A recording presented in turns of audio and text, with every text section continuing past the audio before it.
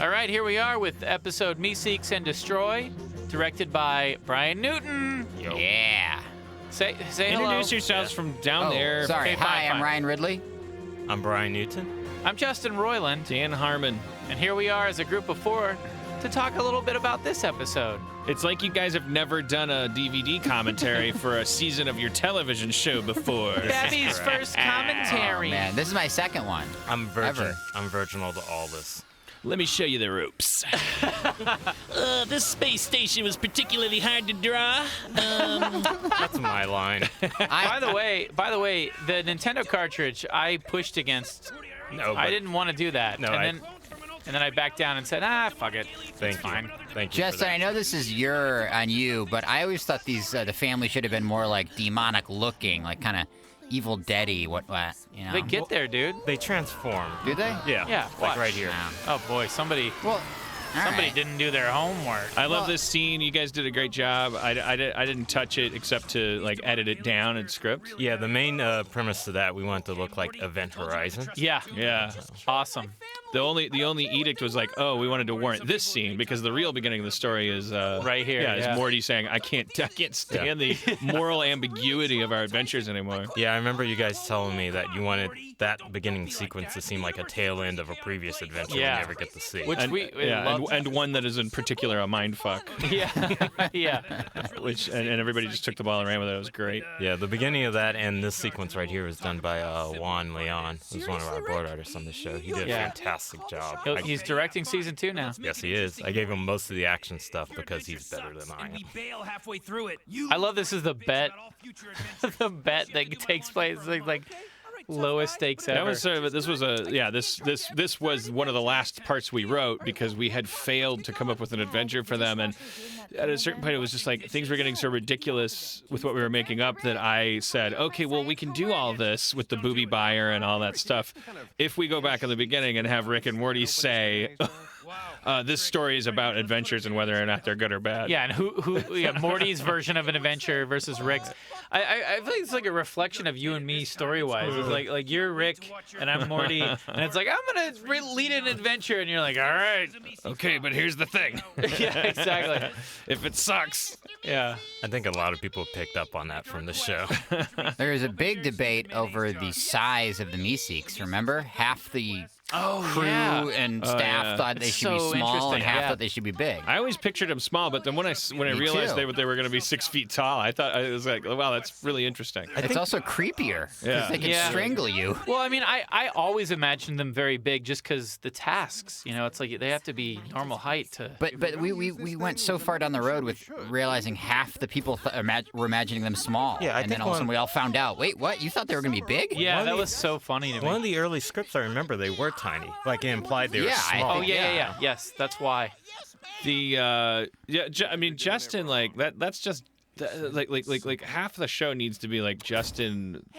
Which like at some point I remember Justin just rolling around on the floor, saying literally, "I'm Mr. Meeseeks, look at me." Well, Yeah. yeah, we forced it because we were breaking a story that he hated, and then he just snapped. And I was like, why don't we just do these creatures called the Meeseeks? And they go, Mr. Meeseeks. No, Yeah. I was just not happy with the story, and Yeah, I was we- like, we- this is boring. Yeah. Why can't we be like, man, Mr. Meeseeks? It just exploded out of you. And then everyone's like, hey, And wait we a were all minute. like, we can't do that to a proper television show. Harumph. The important, it's like it seems like half the time it's like it's important that half the time we all remember that Justin's right when he says that. Like, why can't he just come in and say, "I'm Mr. Flippadappadoo, doo-doo-doo-doo," and half the time we do actually need to say, "Okay, calm down, boss." Yeah, But how do you know which Well, is then I'll which? tell You don't know. never do. I'll tell you. Oh, that's the last episode of the season. That's the one where I might have been spoiler. off the ball a little bit. I look at episodes where I go like, we pulled too much Justin away. We won too much tug of war with logic. Yeah. Is that what's planned for season 2? More Justin? No, because that's what man. I'm worried about. Is I've that been out of the room a I spent lot. too much time. I'm really worried as And we're also, recording this. and also Justin's not a fighter. He just He just like, No, you know what? I give up. Listen, no, I don't give It up. could be a smart episode. Listen, I have faith in the people I work with, and I trust them.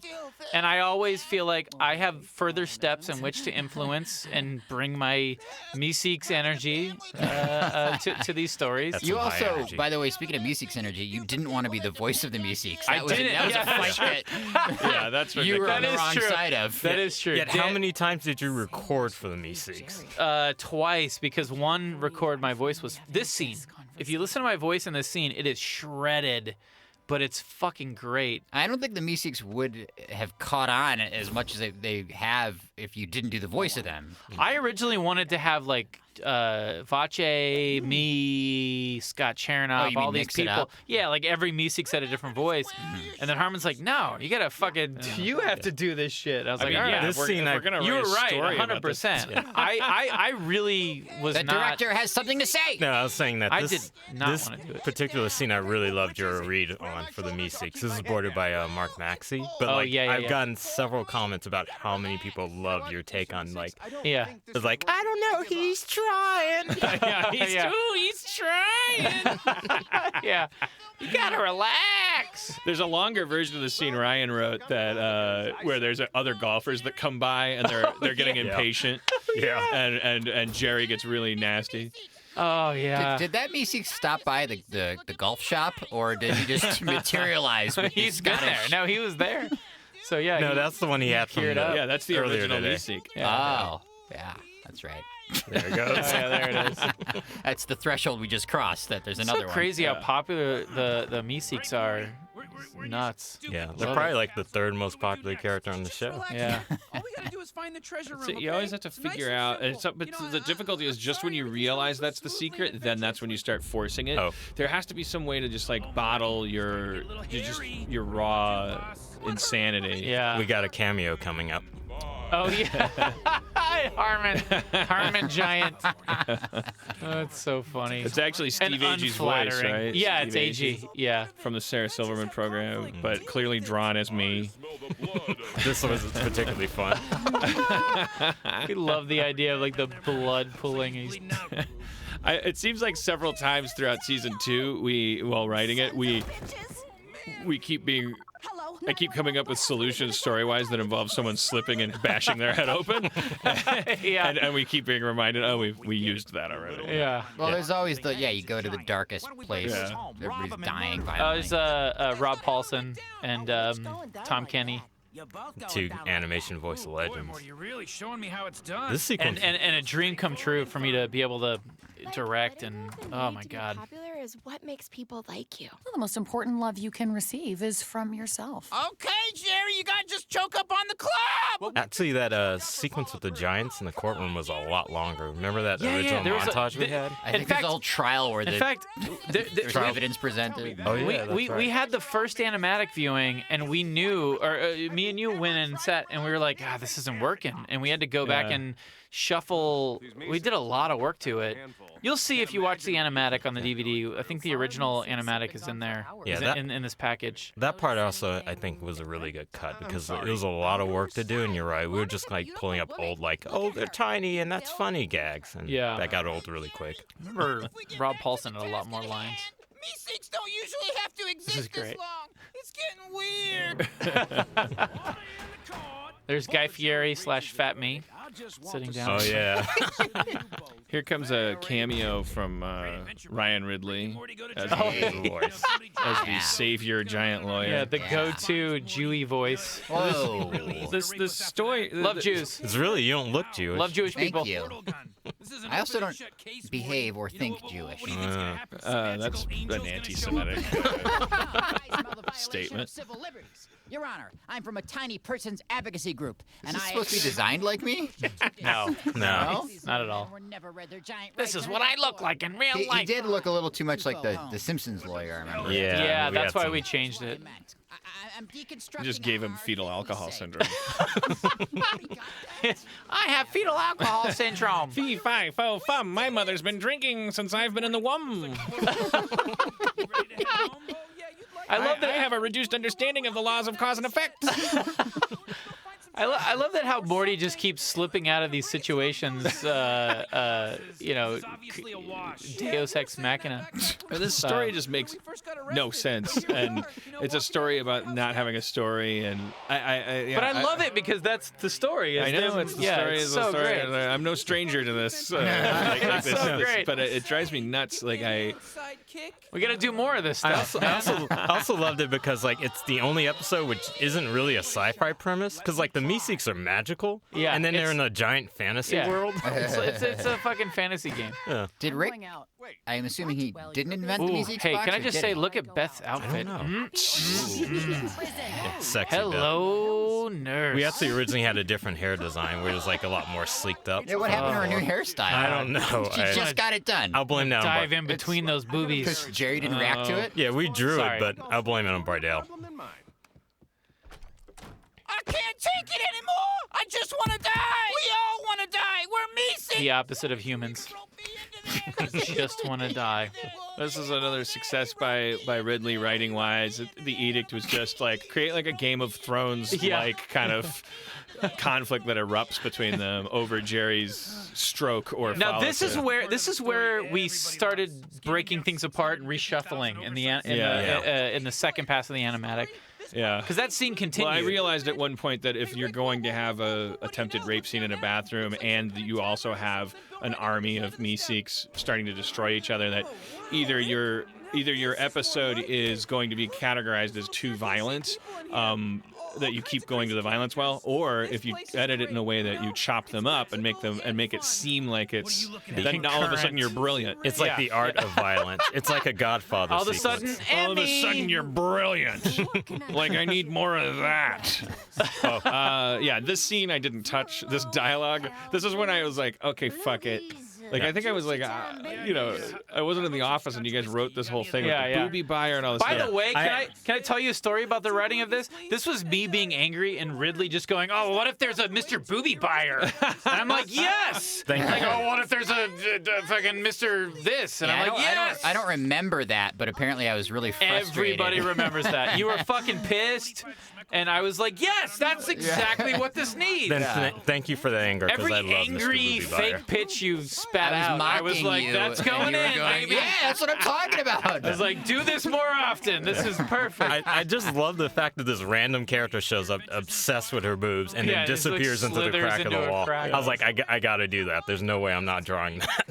That's amazing, man. We always talk about doing something, I don't know, comic book or an anthology episode where we do a Tales from the Thirsty Step. Oh yeah, a spinoff. Just follow yeah, those totally. characters. Like for- the Star Wars Cantina. Yeah. Or Cheers or I don't But I know. will add that mocking Ryan's frustrated, sarcastic pitches alone does not a TV show make, because you then have to pepper in me as Rick going, okay, what the fuck's going on? that's the other part of the story. That you go back around and go like, okay, Morty, we're tail spinning here. Yeah. It's not working. Yeah.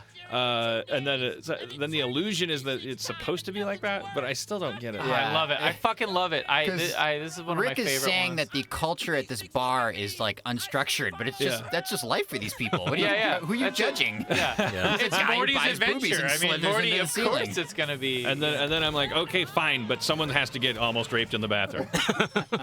That often this happens in scene. a writing meeting. Mr. Jellybean. Tom Kenny here as Mr. Jellybean. My grandpa and I This are is on a an scene that kind adventure. of just like Tom Kenny's. aired and then no one really thought about it or noticed it or said anything. Well, no, I will say, like, I went out of my way to make sure that, because you originally had him climbing up his back, and I said, it's got to be Jodie Foster in The Brave. It's got to be grounded, dramatic. Or The Accused. Or whatever. Or Jodie Foster in almost any Jodie Foster movie. Yes. Even in Contact, there's a form of assault happening to her. Yeah. By I the was, way, like- again, Ryan Elder score.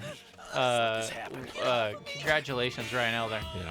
This was gonna be Rhinestone Cowboy. Yeah. Yes, and they Couldn't would get not it. let us fucking. Couldn't get it. Sad. Yeah, I just imagine this was like The Sopranos. Remember when the psychiatrist was raped? Like that kind of thing. Oh, I love this scene. They did a great job at Bardell with this. Yeah. This is a lot of work. I feel sorry for them. I It's the apologize. drop in the bucket for this show. Yeah. It's the tip of the iceberg. What about Bryan doing a great job directing it, Justin? Oh boy. I did all right. You did a great job, man. I did all right. First time director, won't be the last, baby. Oh snap! That means Look out for this kid. more late nights for me. Look at me! My brothers, nothing will be accomplished by shit. Oh, remember originally like None of us can the do it. Meeseeks weren't going to be harmed by this? The job can't be So like yeah. we were like, hey, they should be beat up and fucked up because Yeah. they can't die, so they're just like Yeah, beating them. dismembered. Yeah. They're just beating themselves up Like, into the guy with eternity. the puffy face, the guys with the puffy faces, the bruised, like, There's one guy. eyeball hanging out. There might be one guy. I think he's in the back with a They're hole like- in him. They're like Bill Murray in Groundhog's Day. Like nothing they can do. Where would you? Yeah, they cannot die until their task is completed. Argentina. Countries known for their sexually aggressive men. Johnny Like suicidal people. Johnny Carson for the kids in the dated audience. this Was that Ridley? reference. Was that a Ridley? Yeah, and it never really. I love it. Look, No, I think it's great. It's, all the it's, 70-year-old fans of the show. it's about Jerry's character. Like Jerry probably doesn't even know what he's doing. Oh, that's terribly sad. Jerry! Guys, They have guns now. I'll do whatever you tell me to do, okay? Jerry's learned that formula is something you can use in a conversation to like express your passive Yeah, aggressive. to sort of relieve Yeah. the tension. Ways to not get me a cupcake. We All right, Cherry, I'll get you a cupcake. We actually internally came up where the gun came from and the horse. Basically, we were thinking like the Meeseeks like jumped the mounted cop Yeah, and stole his gun and What's horse. what's the backstory there? A comic book. A Yeah. comic book. Yeah, so like when characters and fans would draw the backstory. That's Oh what yeah, we could did. do a comic book Night of the Meeseeks that take place in the hour between. Yeah, before they. Yeah. It's just all the hurdles they have to go through. Poor Morty here. And then we'll give the rest of the schmeckles I love slippery stairs. Yeah, this is a good example of Rick sort of, will they, won't they? Does he love Morty? He's kind Will of. they? Won't they? What? Like this is Dan's words. Like the series is got a little bit of that. Yeah, of course. Does Rick love Morty? Does he not? It's a good little Did you moment. give a of shout out to Slippery Stair, Vache Panos? Oh, No, Vache you didn't. Panos killed it. singular purpose for which we will go Love to Vache. next to Got to get him in there more. Existence is pain. Proud of this performance as a Meeseeks. Mm-hmm. Gotta say, It was very good. shredded my vocal cords on this one. Emmy award-winning performance. Kind I'd of say. starting to slip into a southern. I think my favorite line of this episode is this woman who's the hostage. Kari. After That's by far the best f-bomb. Kari after Waldron. this. after the short game. Yeah. What the fuck? Square your shoulders. Take a deep I don't know breath. if this is forced, but the idea is that Beth has, I love you. she's realized that. I'm counting to three, Jerry. It's her. Oh. She's the one. Something I like to point out. I know you guys changed that line. Originally, she said, "I'll never leave you." Yeah, which is too much of a promise. Yeah. Because I'm like, wait, there's a lot of drama coming. Jerry so, and yeah. Beth's tenuous relationship is a character in the show. I mean, Kari Waldron, the best. best line ever. So funny. It's that weird thing with the show where she, like everybody else, sci-fi stuff happens, but is it weird to her that it's sci-fi or just that it's this particular context? well, it's not weird to her that it's sci-fi. It's weird to her that a conflict that is life and death is somehow settled by the hitting Yeah. of a tomato with a stick. She's justifiably could be a wondering bunch what of the fuck does my Italians, yeah. life have to do with a tomato. Yeah. She knows guns are for shooting Oh. people. The police are I had a version of this where Steve Agee was crying, and you were like, "You're killing the joke here." Yeah, there's a big Like, all argument right. about that one. Huge fight. Should have seen it. Schmeckles. I never noticed the Schmeckles. Oh yeah, the little bag, yeah. Schmeckles sign. Yeah, in We that have world. Schmeckos, Flurbos. See, all there's kinds of Morty getting his usual amount of double action. Yeah, two ladies at Always once. two ladies. Always going after the wrong woman. Look, It's man, like a peppermint ad. if there's not two ladies, then it's not fun. Why does every we have to have a button where we can turn off the King, so that he may thank you personally. Didn't This is another example of Rick being like, fuck. I'm gonna hook Morty up here. And Oh, fucking- for fans who I saw talking about this on Reddit, that's not a time thing. Like, there's no time differential there. Rick Rick ushered Morty through a door and then literally just reached in that same amount of time stuck a gun through and killed that motherfucker. Yeah. Didn't you tell me that Jelly Bean was an original character of yours before this? Yeah, Crumply Crumplestein, voiced by Me. Ryan Ridley. Yeah. Willing to say anything to complete their task. I love how Was I fucked the one of house those is guys? here. The difference is Coming up is the first Wubba Lubba Dub Dub, which I want to explain the origin of. Oh yeah. Should yeah, I start now? Yeah, go ahead, please. So I wrote this scene, and originally, assuming Dan would rewrite it, make it great, Rick says, he does the flea seeks box joke coming up, and then then he gets on the ground and spins around the curly and says, whoop, whoop, whoop, whoop, whoop, whoop, whoop, whoop, whoop. And then I just thought Dan would change it to something great, and then instead he just changed it to Wubba Lubba Dub Dub.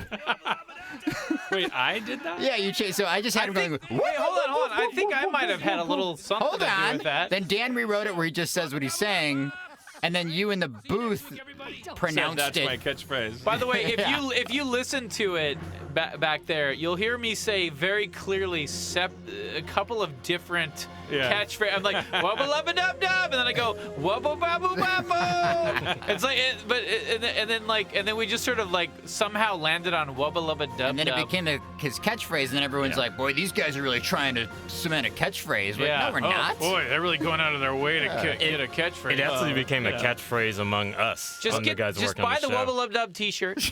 Oh, this scene is great. I think you're gonna want to see this. We found it inside a lockbox. Did you stay past the credits? By the way, when like the ending to people 7. on Reddit, say stuff, sometimes they're 15. No, I know. Sometimes it's the first time they've ever watched television. I'm more of a gets to me. 4chan guy myself. Well, but- sometimes those people are also 15, 12. but in addition to that, sociopaths. Yeah. Careful. Don't hack me. You're right.